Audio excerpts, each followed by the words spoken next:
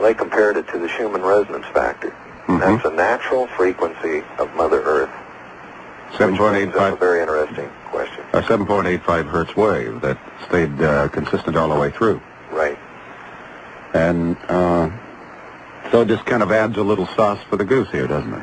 Well, there's something else, too, that I don't know if you're familiar with or not, and I'd like to get into it with you without naming names here. It is very sensitive information, but, okay, in 1982, we did the analysis you just heard.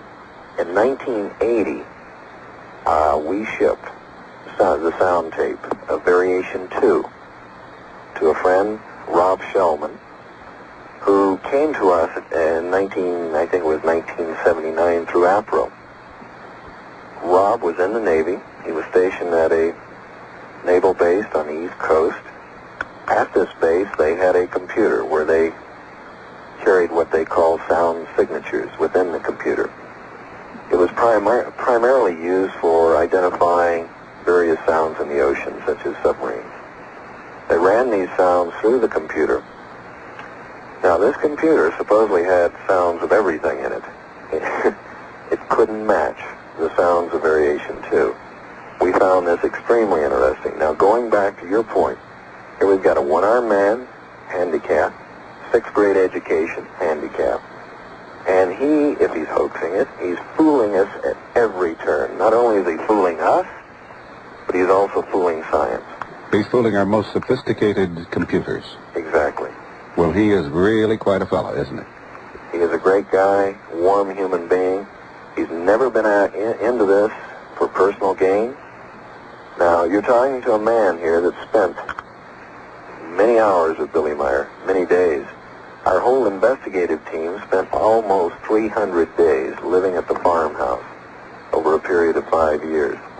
And we never detected any trickery. We never uncovered anything smacking of hoax. Well, I think it's interesting in watching the tape that you are now making available to the public. Yowie does interviews Billy Meier, and you walk with Yowie and Billy Meier to the various locations there in Switzerland where so many of these sightings were made. And you just can't help but fall in love with him. He's so warm, and he's so gentle, and he is so real. And he seems a little bit perplexed why people are having difficulty in understanding what he's trying to tell them. You feel for him, you really do.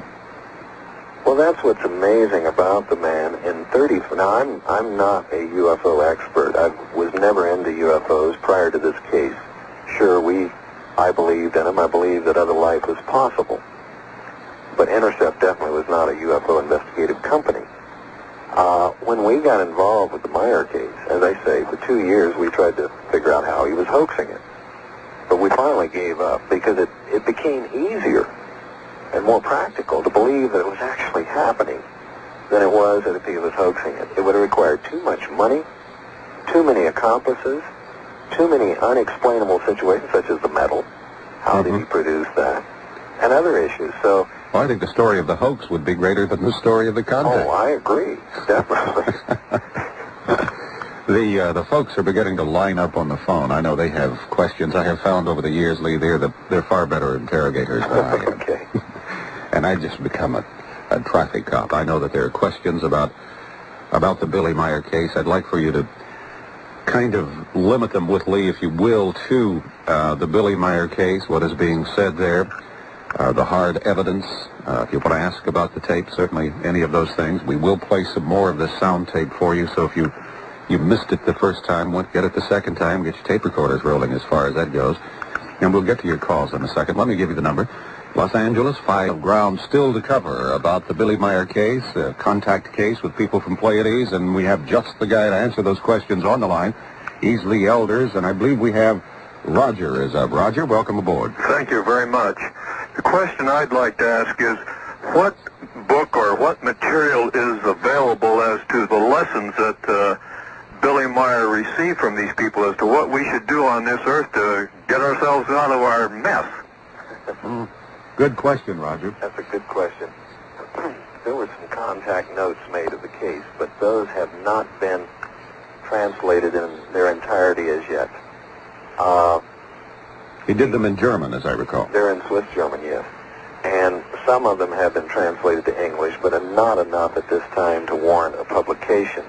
Also, I might add that we're under contract now. There's an option on this material, and we cannot release anything for another 2 years. The reason? There is currently a mainstream book being written on the case, and it should be released within, 12, 14 months. But it does go into, Roger, to answer your question, what the Pleiadians see as our plight. They have enormous suggestions for us in where we should be going, and it really starts at home. Oh, sure. Oh, sure, yes. That's the... in each individual. That's right. You'll find a very metaphysical ring to a lot of the things that they have to say. Right. And one of the key issues that we utilized in the movie footage video was the fact that Meier was talking about balancing the material with the spiritual. And yes. When you really think about that, I think that's one of the key ingredients necessary today, is to try to balance those two. Right. Does that answer your question? Well, it does. I just was hoping there'd be something out now. Do you know of other sources, which have the same message, probably from other ways? Because let's face it, this stuff's coming from a lot of different ways. Oh, no question. I think there's a lot of individuals channeling various information. Right. I've heard of one up in the Seattle area. The name escapes me. They're channeling information on how to help this planet, how to help mankind. I think that's the bottom line. Yeah. Of what this whole thing's about. Sure it is. We're in trouble. This planet's in trouble. We know this. Now what can we do about it? Not what can they do about it. What can we do? No, we've got to do it ourselves. Right. You're absolutely correct. Well, it's good to hear this, and thank you very much. Thank you.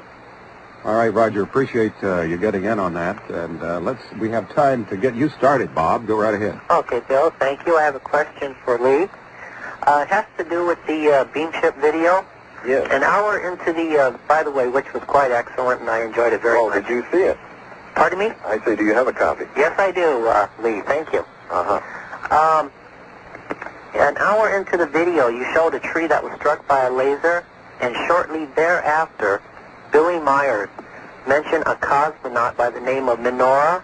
Mm-hmm. Do you remember this name? Yes.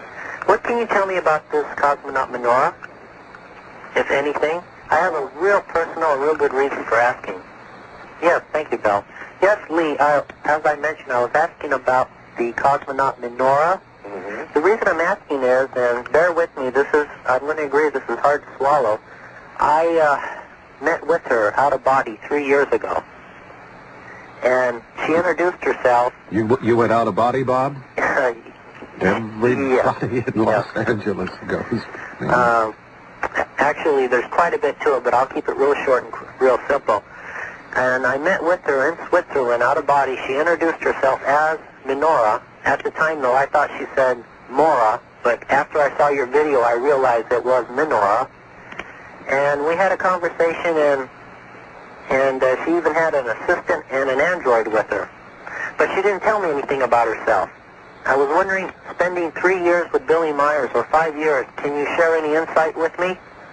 We know very little about Menorah, also Playa. That was another one mentioned. Mm-hmm. I think, I'm not positive, because there's very little mention about her, but I do believe that she was or is a Lyrian cosmonaut. She was not from the Pleiades. Mm-hmm. Meier claims to have had several different contacts with various civilizations, Pleiades being one, Mm-hmm. the Dals, that's spelled D-A-L-S, being another. They sort of prepped him for his plating experience 10 years prior, and then the Lyrians.